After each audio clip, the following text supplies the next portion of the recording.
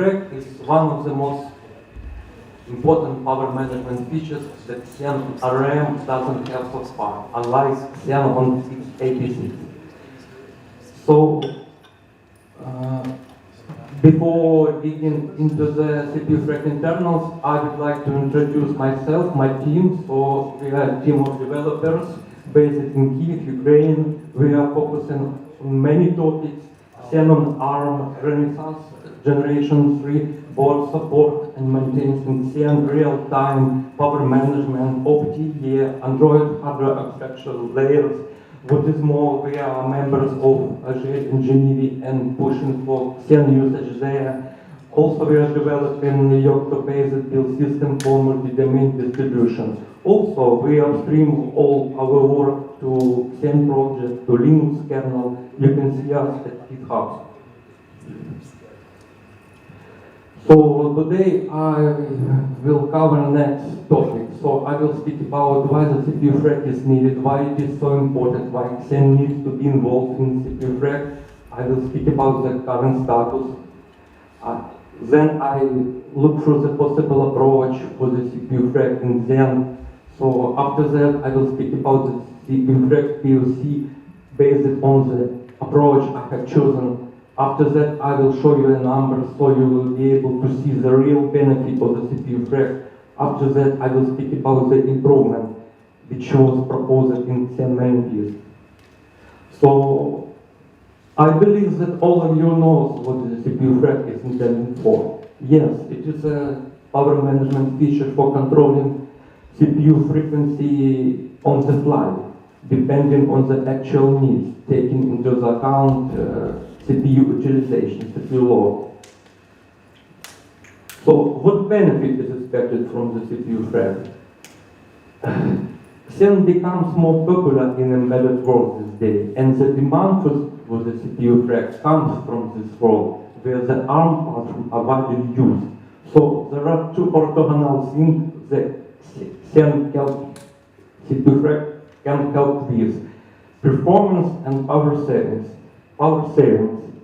For battery-powered devices, automotive, embedded, mobile, whatever, it doesn't make any sense to write around CPU at high frequency when not needed. These devices must be as power efficient as possible in order to preserve installed battery. So also running CPU at high frequency all the time may heat up CPU, reducing its life. So on the other side, when we deal with heavy use cases, we want to get appropriate benefit from the system. We want to get appropriate performance. And CPUFreq allows to benefit from the CPU turbo frequencies if board supports them. So without Xen, it is not possible. We can't just set high frequency from the bootloader and let the CPU to run at such high frequency all the time. So there must be some entity in the system to scale the frequency down from time to time, as this entity is the CPUFreq. So why Xen needs to be involved in CPUFreq? So why don't just pursue CPUFreq stuff to, let's say, domain 0 or hardware domain, and let things work as they work on parent system without Xen? So why Xen needs to be involved? The answer here is the CPU virtualization is done by hypervisor, and the abstract OS doesn't know anything about the PCPUs because it runs on vCPUs only. So it's quite clear that we can't create working solution without modifying Xen at all. It's only the Xen single system component who has all required information.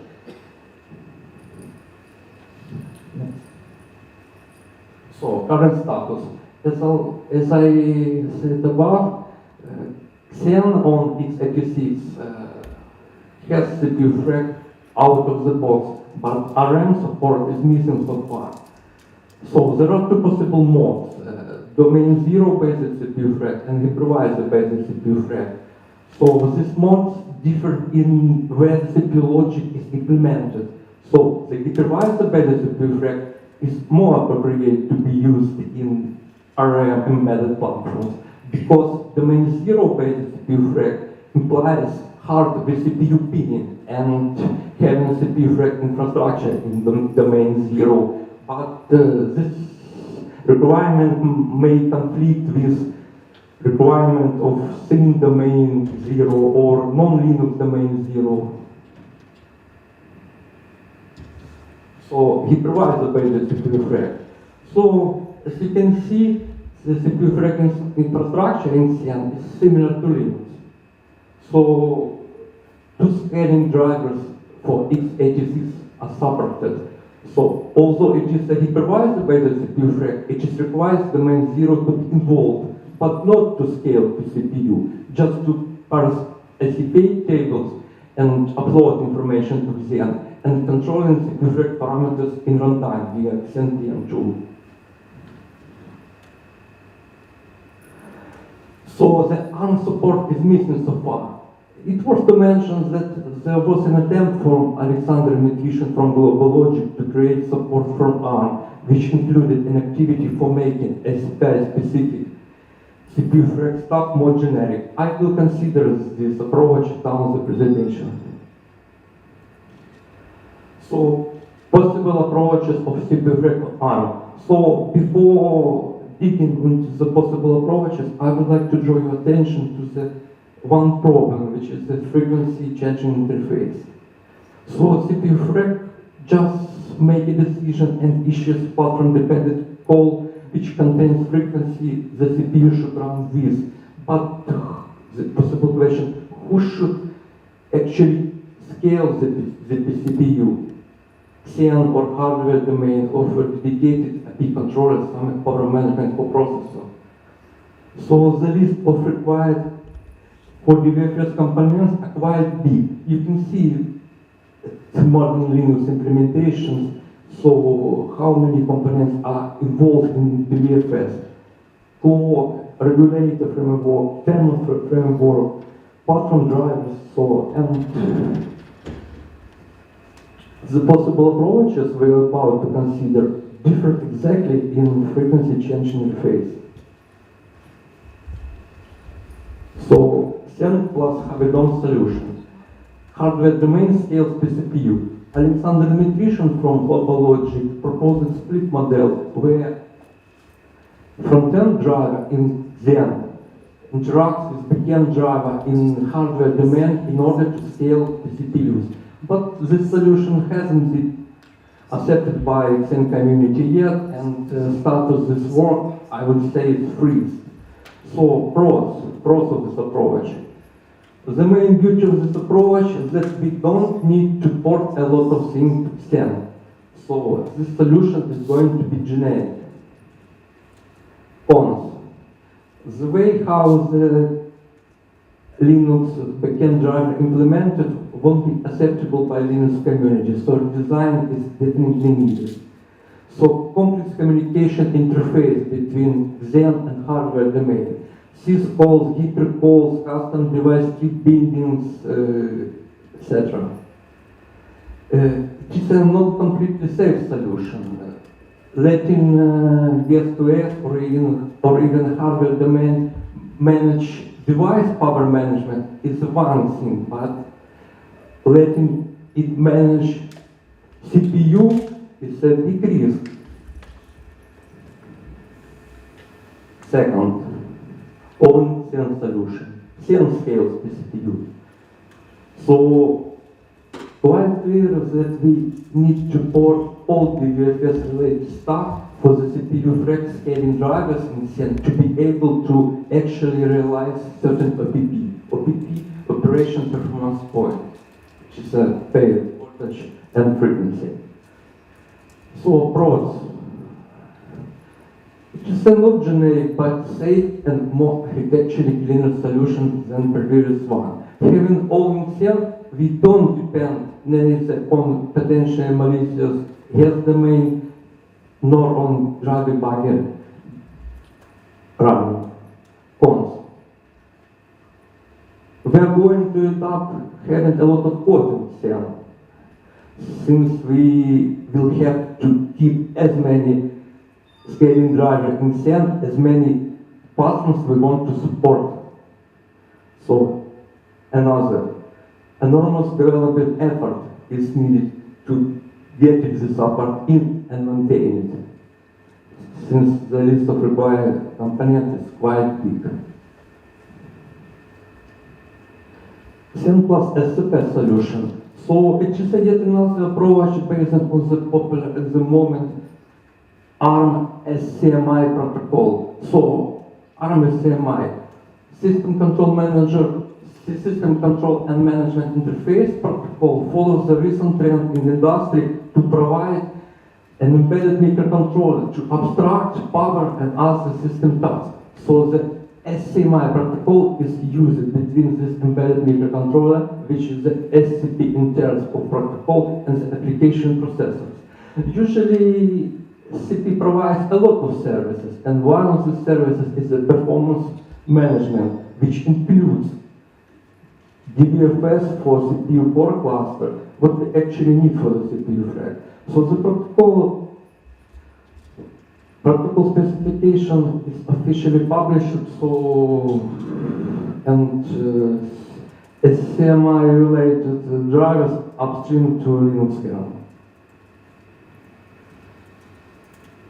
So SCP scales PCPUs.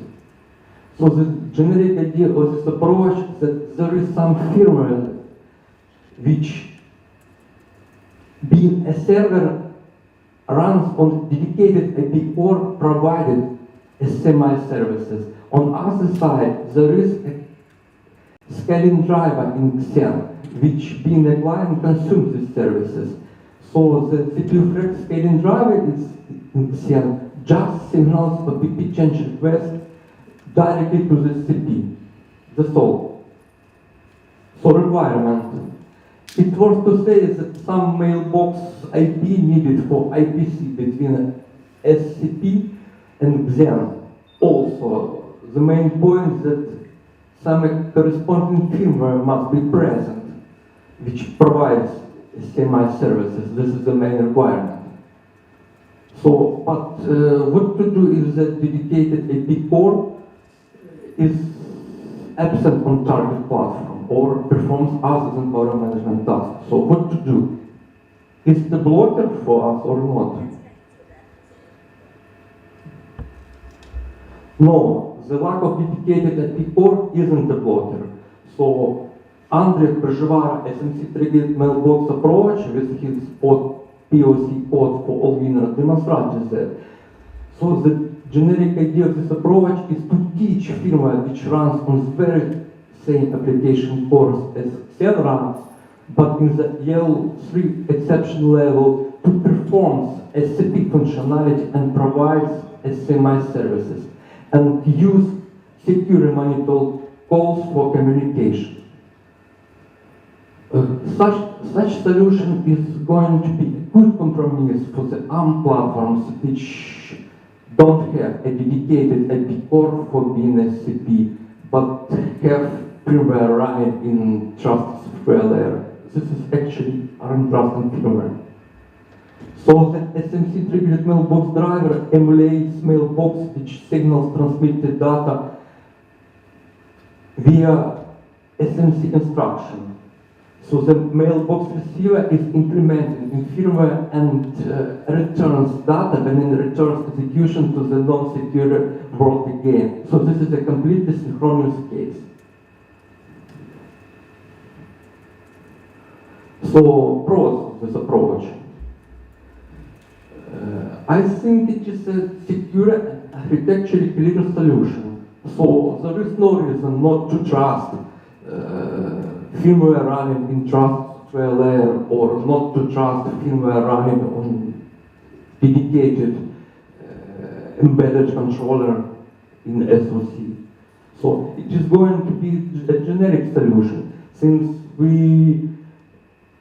the only mailbox driver is going to be one platform-dependent component.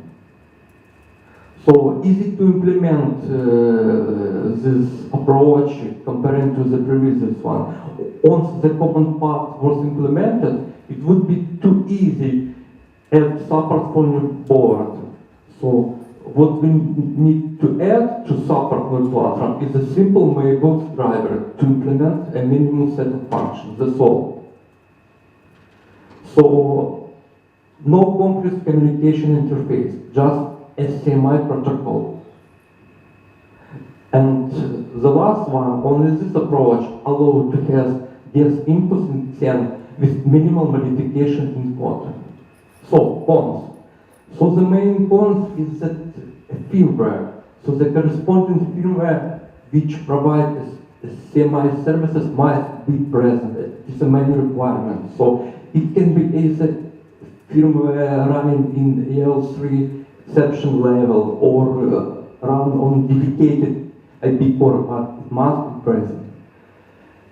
So next cons is seems CPI related only, but so for the if we use a CPI protocol, a CPI is also ARM protocol, system control and power interface. I would say it is an early version of SCMI protocol. It is generic ARM and also officially published, also upstreamed, but it is, let's say, early version of SCMI protocol.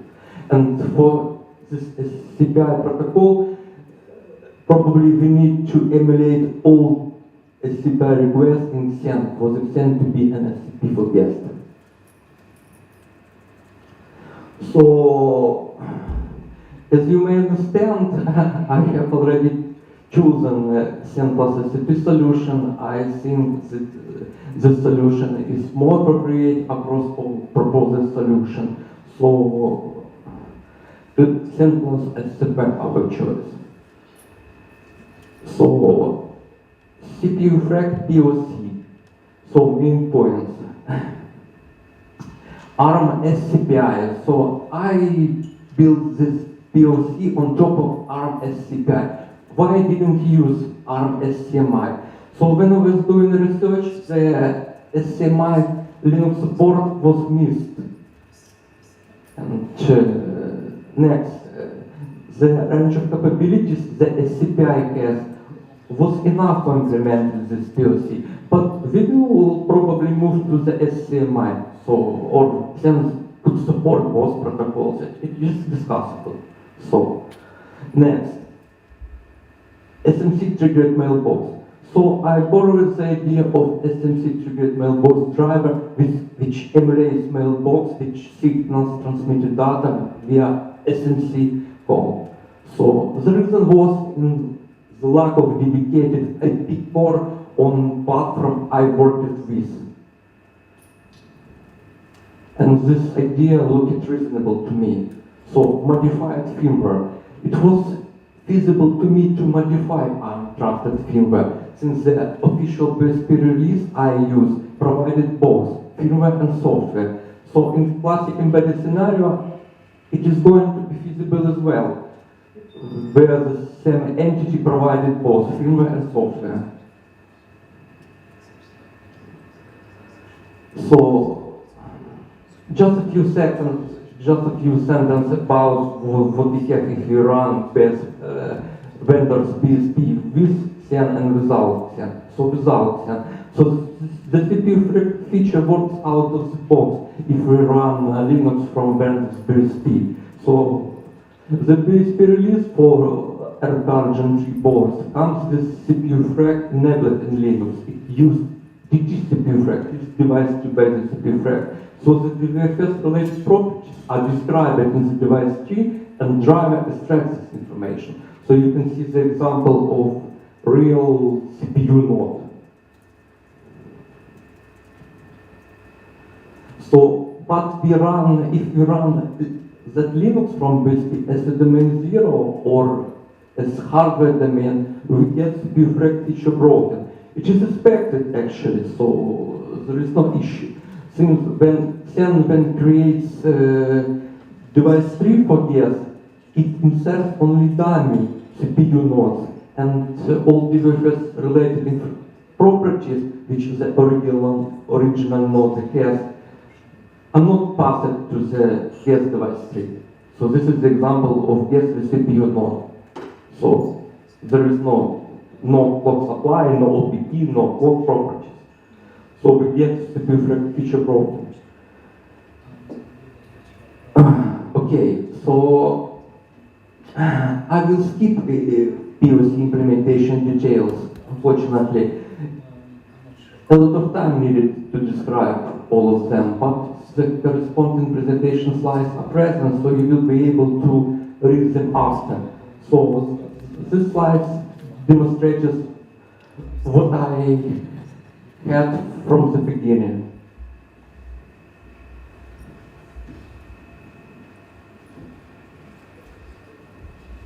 So this slide demonstrates what I got in the end. So proposed CEN plus SCP solution is not limited by only using ARM trusted firmware for provided services. So if the ARM platform you're working with already has a dedicated IP core providing services, then even better. So the only one thing you need to add to support in CEN to benefit from the CPUFreq enabled CEN is to a simple mailbox driver. So focus on your mailbox driver only. So the important note here is that the CEN tool stack wasn't modified. So in order to minimize changes in the common code and to retain current interface, the SCPI-based CPUFreq was implemented in a way to be absolutely okay with SCPI performance states. So the CEN PM tool works out of the box on RM. So status. This POC works, it is stable enough, no random freezes, crashes. It is possible to control CPUFreq parameters in runtime. So I have already sent RFC patch series to the CEN mailing list which initially implements this solution. So the patch series looks quite huge from the first glance. It pulls a lot of third-party code from Linux, but I believe that the number of lines of code it adds can be significantly reduced. So there is definitely a way for optimization. So as example, you can see the CEN boot log and output of the CEN PM command. So benchmarking results. It is a quite interesting paragraph. So the target hardware is a Renaissance server board with R-Car Gen3 S3 SoC. It is a quite powerful SoC. 4 Cortex A57 cores, 4 Cortex A53 cores, Cortex R7 core, so target software. I decided to use our demo system which was shown at last CES. So it is a virtualized system based powered by CEN hypervisor and consists of 4 domains.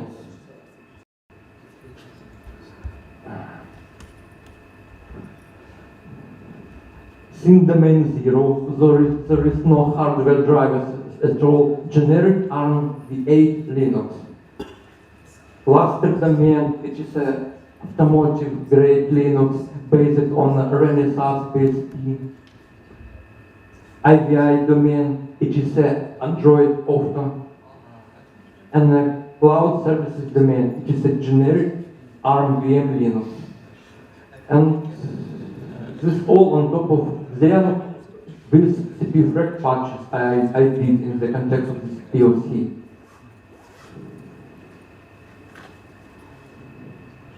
So what to measure? So I did a power consumption measurement for A57 cluster only. So I measured power consumption in 2 modes.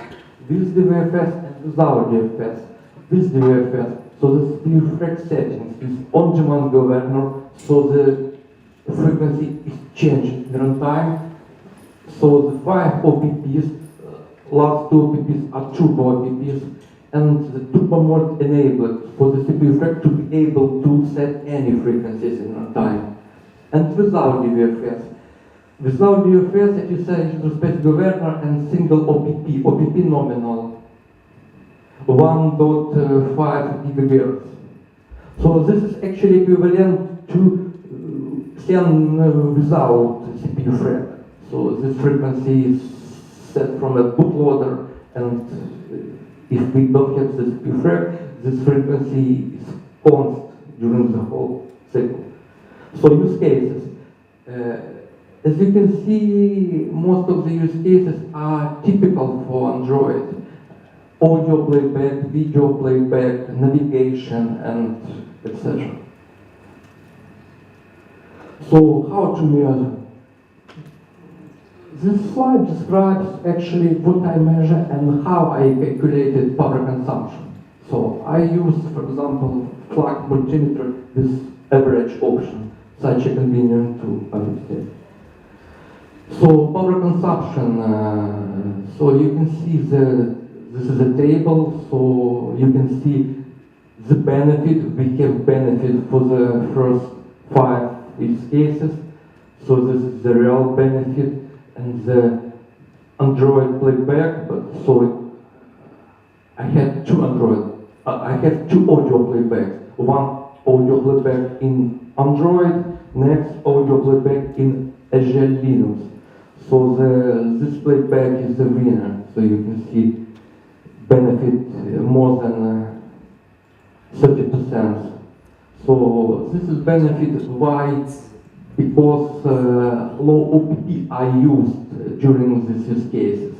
So, but with navigation, we have a drawback.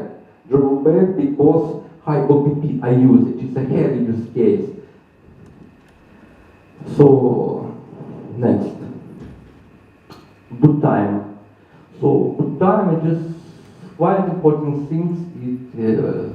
So nobody wants, for example, nobody wants to wait for a long time while the device, smartphone and laptop is booted.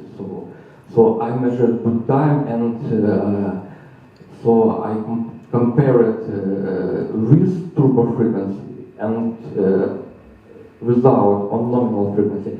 So as you can see, there is a benefit about 8%, so comparing to the nominal frequency. H3 SoC has highest OPP, highest turbo frequency 1.7 GHz, but M3 SoC has 1.8 GHz, so I expect more benefit on M3 SoC. So I expect it would be more than 8%. So improvement, yes, input. So this improvement was proposed in Xen mailing list. So it is supposed to affect not only a CPI-based or a semi-based CPUFreq, but the whole system.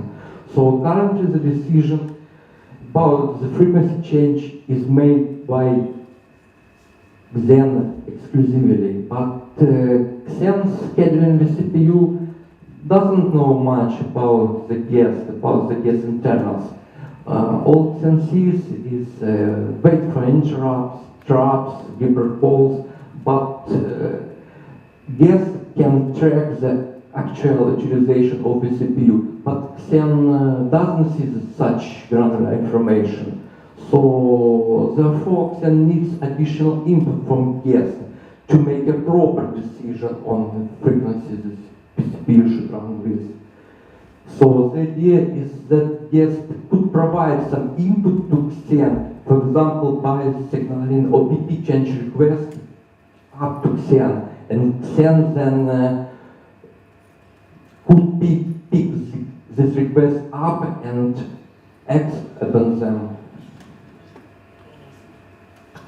So probably we would need some combined approach. So this also was proposed by Xen community guys.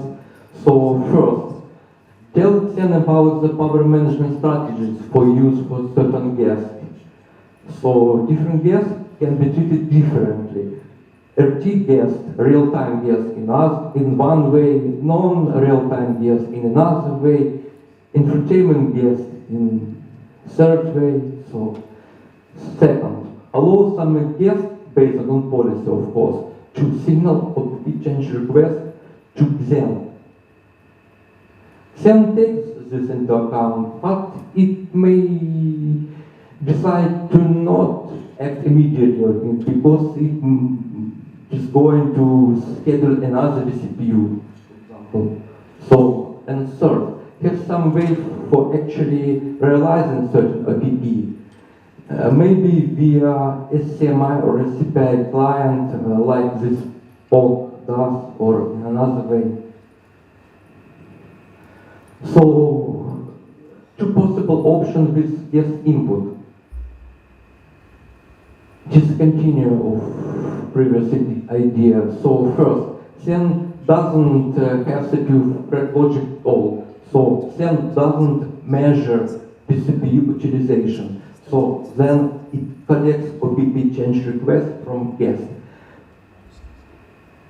After that, it makes a decision based on this request and some policy. And as finished, it signals final OPP change request to the SCP. Second option, Xen has CPUFreq logic. It measures CPU utilization, like right now. In addition, it can collect the guest change request. After that, it makes decision based on both its viewpoint and guest request. After that, it sends final OPP change request to SCP.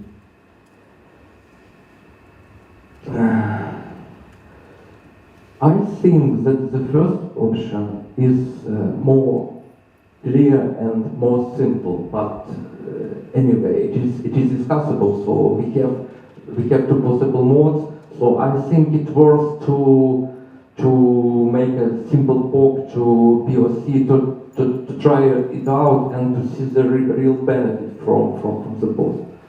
So it is discussable.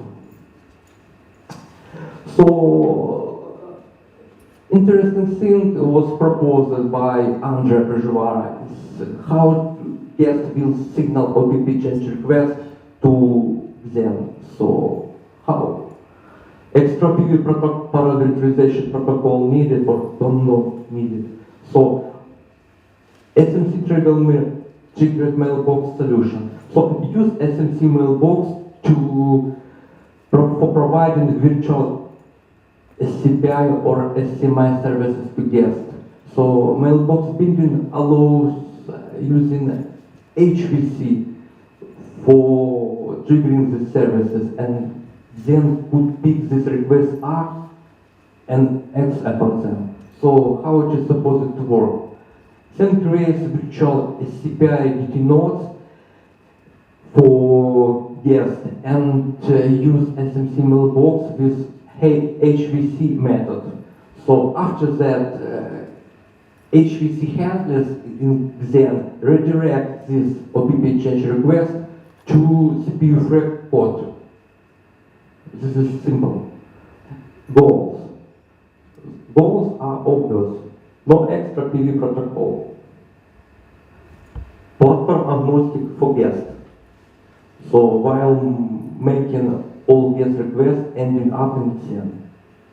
Simple and clear flow. So this picture demonstrates how it would look like. So this is the links. So you can see patches for Xen and for the firmware I modified. So this is the link. This is my email. You can email me regarding any questions. So, thank you. Questions? I would suggest to take the question outside after, because the other group started 15 minutes ago. So we are quite late compared to the other talk. We got out the sync. Yeah. Great work. Thank you. Any other question? Hello. I would like to ask that your associates support per CPU, CPUFreq, or based on cluster CPUFreq. Because some associates do not support CPUFreq changes based on per CPU. This is the only change based on cluster. Okay, so I understand the question. So, as for R-Car Gen3 board, different frequency on each core are not allowed. So all cores inside the cluster share the clock and the voltage. This is as for SoC. But coding itself allows to deal with different clusters and different clocks on each core. So this CPUFreq PoC was written in a way to be able to deal with if different frequencies you used on different cores.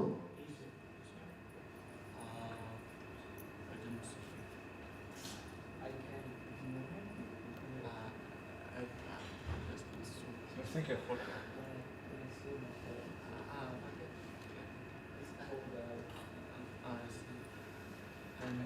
So have you included the symbol in your CPUFreq? Symbol, temperature. Temperature. It would be better to leave temperature to the firmware, because if firmware measure temperature, for example, and if the temperature limit is running out, it just not set high OPP or use a secure interrupt to trigger when temperature reaches the threshold and firmware to scale down the frequency. So I'm not sure it is a good idea to put temperature to 10. So this is personally my opinion. Can I stop you guys? Otherwise the time is getting off your colleague. We have enough.